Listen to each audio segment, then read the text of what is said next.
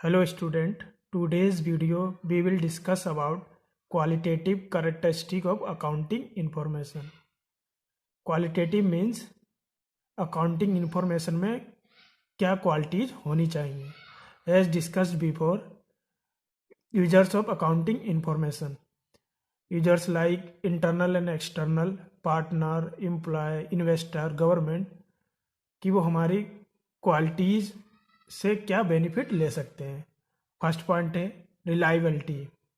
Means reliability में information must be factual, ट्रथफुलनेस होनी चाहिए. जो हम अकाउंटिंग इंफॉर्मेशन में डेटा प्रोवाइड करते हैं वो एक्चुअल और ट्रथफुलनेस होनी चाहिए. एंड फ्री फ्रॉम बाइस मीन्स इसमें कोई किसी के कहने पे या किसी के दबाव से कोई भी एंट्री हम इंक्लूड और डिडक्ट नहीं कर सकते जिससे हमारे डेटा में अनसर्टेनिटी हो जाए. Then should be use proper rule and regulation.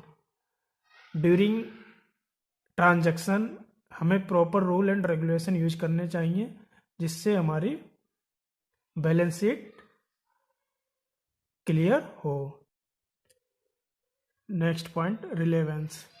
Relevance में हम कह सकते हैं कि हमें डिसीजन लेने होते हैं और उसी से हम आगे कंपनी की ग्रो को देख पाते हैं.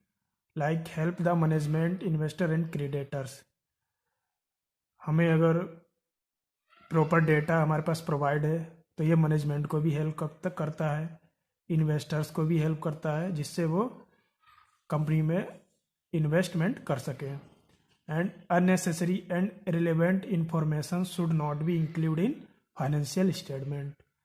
Means accounting information में हम जो unnecessary कह सकते हैं कि अगर हम कोई कंपनी में मीटिंग है और हम मीटिंग के ड्यूरिंग जो चाय आती है या जो आने जाने में एक्सपेंडिचर होता है हम उसको बैलेंस शीट में नहीं इंक्लूड करेंगे.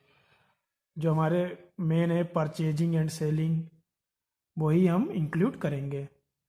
नेक्स्ट पॉइंट है अंडरस्टैंडेबिलिटी.